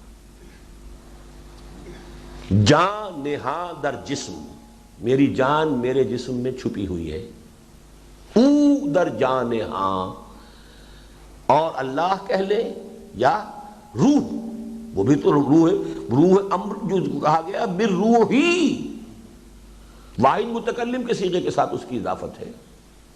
او در جان نہاں، اے نہاں اندر نہاں، اے جان جان، یہ جان کی بھی جان ہے۔ مزید برآں انسان کے یہ دونوں وجود دانا و بینا ہیں، اس کی آنکھیں صرف ظاہری یا حیوانی دیکھنا دیکھتی ہیں، اور اس کا اور کان صرف ظاہری یا حیوانی سننا سنتے ہیں، اور یہ دونوں حواس ظاہری اپنی حاصل کردہ معلومات سینس ڈیٹا کو عقل حیوانی یعنی دماغ کے حوالے کر دیتے ہیں جو ان سے نتائج اخذ کرتا ہے۔ اب اگر روح کا بھی ایک مکمل وجود ہے، اس کے اپنے سینس آرگنز ہونے چاہیے کہ نہیں؟ مکمل وجود ہے نا، independent of this animal existence, if it is an absolutely independent existence, تو اس کے اپنے حواس ہونے چاہیے، اس کے اپنے سورسز آف نالج ہونے چاہیے، اس کا اپنا پروسیس آف تعقل ہونا چاہیے، اور وہ ہے۔ جبکہ روح انسانی بھی نہ صرف دیکھتی اور سنتی ہے، اور اس کا یہ دیکھنا اور سننا ظاہری آنکھوں اور کانوں سے بالکل آزاد ہے، بلکہ تعقل اور تفقہ بھی کرتی ہے جس کا کوئی تعلق عقل حیوانی یا دماغ سے نہیں ہے۔ تو روح کے اعلی بصارت و سماعت اور تعقل و تفقہ کا نام اصطلاح قرآنی میں قلب ہے۔ قلب دیکھتا ہے، قلب اندھا ہو جاتا ہے، قلب سنتا ہے۔ یہ کون سا قلب ہے؟ قلب غور کرتا ہے۔ لہم قلوب لا یفقہون بہا، ان کے دل ہیں جن سے وہ سوچتے نہیں، فہم حاصل نہیں کرتے۔ وَلَهُمْ أَعْيُنٌ لَا يُبْصِرُونَ بِهَا، ان کی آنکھیں ہیں اس سے دیکھتے نہیں۔ کون سی آنکھوں سے نہیں دیکھتے؟ ان آنکھوں سے نہیں دیکھتے۔ کون نہیں دیکھتا؟ ابو جہل نہیں دیکھتا تھا، ابو لہب نہیں دیکھتا تھا، یہ اس کے دل کی آنکھیں ہیں۔ لَهُمْ أَعْيُنٌ لَا يُبْصِرُونَ لَهُمْ آذَانٌ لَا يَسْمَعُونَ بِهَا، ان کے کان ہیں سنتے نہیں۔ یہ کان یہ سنتا تھا وہ، ابو جہل بھی، ابو لہب بھی، ولید بن مغیرہ بھی خوب سنتا تھا، خوب سمجھتا بھی تھا۔ اولئک کالانعام بل ھم اضل، چوپایوں کے مانند ہے، جیسے کان کتے کے ہیں۔ اس نے بھی آہٹ دیکھ لی، ایک گاڑی آ رہی ہے، فوراً درمیان میں سے واپس ہوتا ہے، تو اتنا ہی تم نے بھی سن لیا، تو کون سا فرق ہو گیا تمہارے اور اس کے مابین؟ بکری بھی سونگھ کر پتہ کر لیتی ہے یہ میرے کھانے کی چیز ہے کہ نہیں ہے۔ انعام کے درجے میں تو وہ ہے، انعام کی آنکھیں ہیں ان کی آنکھیں، انعام کے کان ہیں ان کے کان ہیں، انعام کا بھی دماغ ہے۔ وہ تو میں نے بڑی یعنی کلاسیکل مثال ہے جو میرے دروس میں آپ نے دیکھی ہوگی کہ وہ چھوٹا سا کیڑا، یہ میرا تجربہ تھا، باقاعدہ تجربہ کیا میں نے، وہ چل رہا ہے، میں نے تنکا رکھ دیا، انہیں ڈائریکشن موڑ لی، پھر تنکا رکھا، پھر ڈائریکشن اس نے اپنی چینج کی، تیسری مرتبہ بھی کی، چوتھی مرتبہ اس تنکے کے اوپر سے گزرا۔ اینالائز کیجئے آپ، اس کا وہ ادراک بھی ہے، احساس بھی ہے، سینس آف ٹچ بھی ہے۔ پھر اس نے فیصلہ کیا ہے کہ there is an obstruction in my way، اور پھر فیصلہ کیا ہے کہ I must avoid it۔ اس نے 3 مرتبہ ایوائڈ کیا، پھر آخری فیصلہ کیا ہے کہ یہ پیچھا نہیں چھوڑ رہی obstruction، I have to overcome it۔ اب تعقل کسے کہتے ہیں آپ اس کے سوا؟ کیا اس کیڑے کے اندر وہ تعقل کا پروسیس نہیں؟ اس نے محسوس کیا ہے، اس نے سوچا ہے، اس نے غور کیا ہے، اس پر فیصلہ لیا ہے، پھر 3 مرتبہ فیصلہ کرنے کے بعد سوچا ہے کہ یہ پیچھا نہیں چھوڑ رہی ہے یہ بلا، I have to confront it، I have to overcome it۔ ایک فیصلہ کیا، اس پر اقدام کیا۔ تو تعقل تو ہر کیڑے کے اندر موجود ہے۔ وہ تعقل، وہ حیوانی تعقل ہے، ایک ہے انسانی تعقل، روحانی تعقل۔ روحانی وجود کا مسکن بھی قلب، اس کی آنکھ بھی قلب، اس کے کان بھی قلب، اس کا دماغ بھی قلب۔ اب یہ سنیے، پڑھیے، افلم یسیروا فی الارض فینظروا فتکون لهم قلوب یعقلون بها او آذان یسمعون بها فانها لا تعمى الابصار ولكن تعمى القلوب التي في الصدور۔ کیا انہوں نے زمین میں سفر نہیں کیا کہ پھر ان کے دل ہوتے جس سے یہ عقل سے کام لیتے، دل سے تعقل۔ ہم تو عقل سمجھتے ہیں اس کو، دماغ سے تعلق ہے اس کا، اور وہ صحیح ہے بالکل۔ حیوانی عقل یہ ہے جو اس دماغ کے اندر ہے، اور یہ بہت اونچی ہے، حیوانات کی ہائیسٹ ایوالوڈ فارم ہے نا۔ تمام حیوانات کی عقل جہاں پہنچی ہوئی ہے، انسانی عقل اس سے بہت آگے ہے۔ وہ جو گرے میٹر ہے اس کا بہت ہائیلی ڈیولپڈ ہے، لیکن ہے وہ حیوانی عقل۔ وہ لوور اینیمل سے ہائر اینیمل میں اور بڑھ گئی، اور ہائر اور انسان میں بہرحال ٹاپ پر ہے۔ جب وہ کھڑا ہوا ہے at the top of the evolution tree, تو اس کی یہ حیوانی عقل بھی بہت اونچی گئی ہے۔ لیکن روحانی عقل اور ہے، قرآن کہتا ہے، گزر جائیے اس پر سے سرسری طور پر، دل کا لفظ کہہ دیا ہے، مراد عقلی ہے، ٹھیک ہے، غنیمت سے گزریے، اس سے بات سمجھ میں لے آئیے، عملی اعتبار سے درست ہو جائیے۔ لیکن یہ قرآن مجید لفظ کیوں لے آیا یہاں پر؟ فَتَكُونُ لَهُمْ قُلُوبٌ يَعْقِلُونَ بِهَا أَوْ آذَانٌ يَسْمَعُونَ بِهَا۔ اب یہاں دیکھیے قرآن مجید میں جو الفاظ کے اندر جو ہے، جو کفایت کی جاتی ہے کہ زیادہ الفاظ نہ آئیں، آذَانٌ يَسْمَعُونَ بِهَا فَإِنَّهَا لَا تَعْمَى الْأَبْصَارُ۔ اب یہاں پر آنکھ کا ذکر آ گیا، آنکھ کا ذکر ویسے نہیں کیا گیا، اندھے ہونے میں آنکھ کا ذکر کر دیا گیا، فَإِنَّهَا لَا تَعْمَى الْأَبْصَارُ۔ یہ آنکھیں اندھی نہیں ہوتی، دل اندھا ہو جاتا ہے۔ وہاں سننے کی بات کی ہے، گویا کہ اس روح کا آلہ سماعت بھی دل ہے، اس روح کا آلہ بصارت بھی دل ہے، اس روح کی عقل بھی دل ہے۔ قرآن مجید کے الفاظ ہیں، کہاں لے جائیں گے آپ ان کو؟ یہی نہیں بلکہ وحی جلی اور وحی خفی کے اشارات سے تو معلوم ہوتا ہے کہ قلب روح انسانی کے لیے صرف ذریعہ سماعت و بصارت اور اعلی تعقل و تفقع ہی نہیں، اس کا مسکن بھی ہے۔ روح کا مسکن ہے یہ دل، اسی میں وہ روح رہتی ہے، اور اسی کے ذریعے سے دیکھتی ہے، اسی کے ذریعے سے سنتی ہے، اسی کے ذریعے سے سوچتی ہے، غور و فکر کرتی ہے، تعقل و تفقع کرتی ہے۔ یہ روح کا سارا معاملہ اس قلب سے متعلق ہے۔ چنانچہ اگر روح کے انسانی کو، اور اس کی مثال قندیل کے اس شیشے کی سی ہے جس کے اندر کوئی شمع روشن ہو، چنانچہ اگر روح انسانی کو اس چراغ سے تشبیہ دی جائے جس میں نور خداوندی جلوہ فگن ہے، تو قلب مصفہ و مجلہ کی مثال اس صاف و شفاف شیشے کی ہے جو روح کے انوار سے اس طرح جگمگا اٹھتا ہے کہ انسان کا پورا وجود حیوانی بھی انوار الہیہ سے منور ہو جاتا ہے۔ چنانچہ یہی مفہوم ہے اس عظیم تمثیل کا جو سورہ نور میں وارد ہوئی ہے، اللہ نور السماوات والارض مثل نورہ کمشکاۃ فیہا مصباح المصباح فی زجاجہ الزجاجۃ کأنہا کوکب دری یوقد من شجرۃ مبارکۃ الآیہ۔ اس آیہ مبارکہ کے ضمن میں بالکل صحیح ہے وہ رائے جو اکثر متقدمین نے دی ہے۔ حضرت عبداللہ ابن عباس رضی اللہ تعالی عنہما نے یہ بات کہی ہے کہ مثل نورہ کے بعد فی قلب المؤمن کے الفاظ مقدر و محذوف ہیں۔ اللہ کی نور کی مثال بندہ مومن کے قلب میں ایسے ہے جیسے ایک شیشہ ہے، اس میں چراغ ہے، شیشہ جو ہے چمک رہا ہے، دمک رہا ہے۔ تو در حقیقت یوں سمجھیے کہ قلب روح کا مسکن، روح انوار ربانی کی تجلی گاہ، اور یہ اگر قلب جو ہے آئینہ صاف ہو، شیشے پر غبار نہیں ہے، تو اس کے انوار پورے وجود کو منور کر دیں گے۔ اور اگر قلب کے اوپر سیاہی آ گئی، قلب کے اوپر غبار آ گیا، قلب کے اوپر زنگ لگ گیا، تو وہ روح کے تمام انوار اندر کے اندر رہ گئے، وہ پورے وجود کو، وجود حیوانی کو منور نہیں کر سکتے۔ اس کی تشبیہ آ رہی ہے آگے حدیث میں۔ اس کے برعکس اگر شیشہ قلب فسق و فجور کی کثرت، خواہشات کی پرستش اور شہوات کے اتباع کے باعث داغدار اور مقدر ہو جاتا ہے، تو روح کے انوار کے انسان کے وجود حیوانی میں سرایت کرنے میں رکاوٹ پیدا ہو جاتی۔ لالٹین کا اگر جو شیشہ ہے، چمنی ہے، اس کے اوپر دھواں آ گیا تو اب روشنی اندر سے باہر نہیں آئے گی، اور اس کیفیت میں اضافہ ہوتا چلا جاتا ہے۔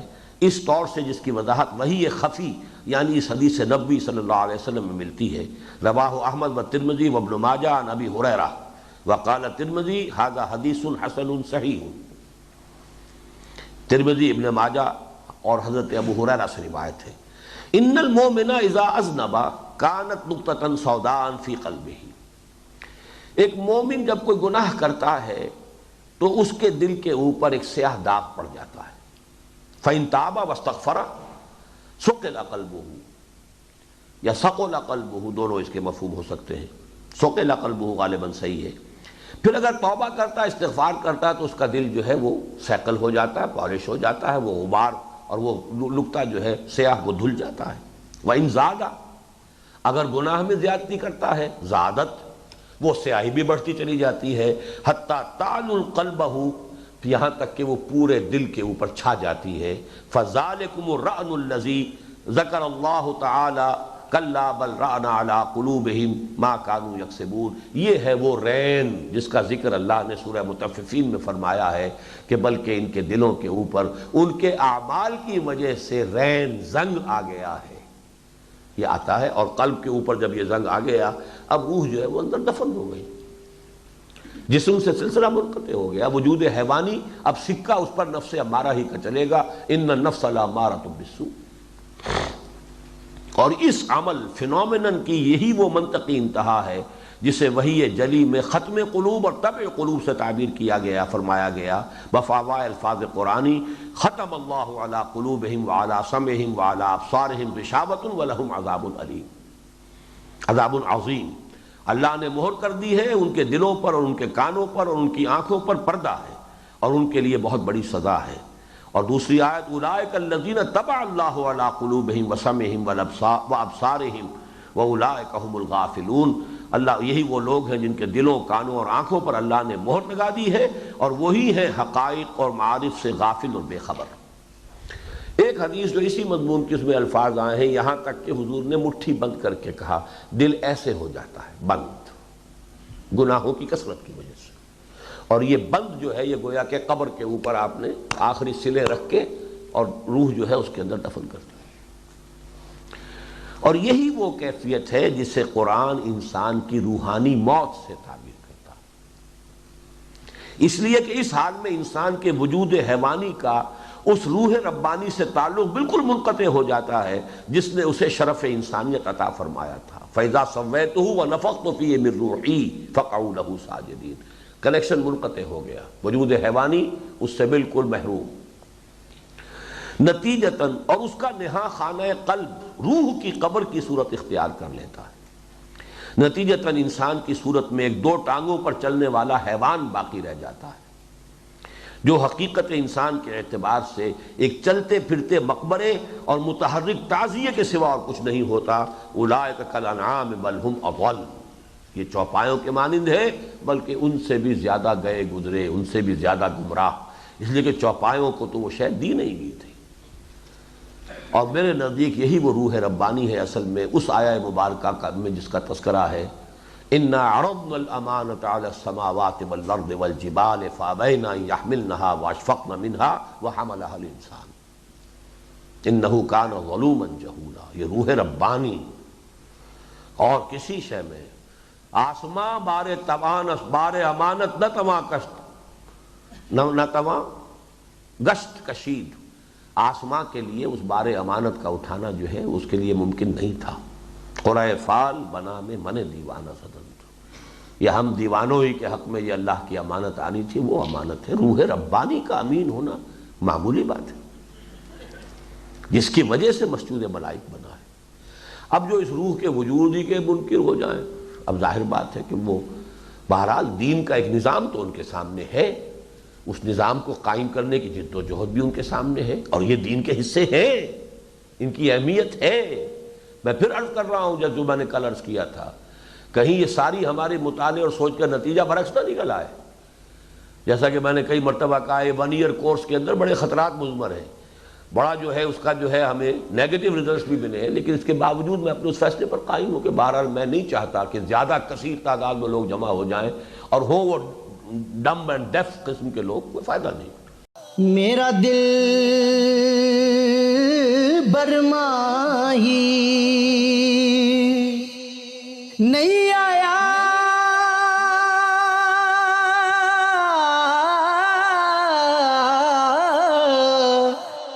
میرا دل برماہی ایویں بولنا جھوٹے آکاں، تو جھوٹا تیرے اوے بول وچ جھوٹے، تینو تاڑی مار اڑا، تو جھوٹا تیرے بول وچ جھوٹے۔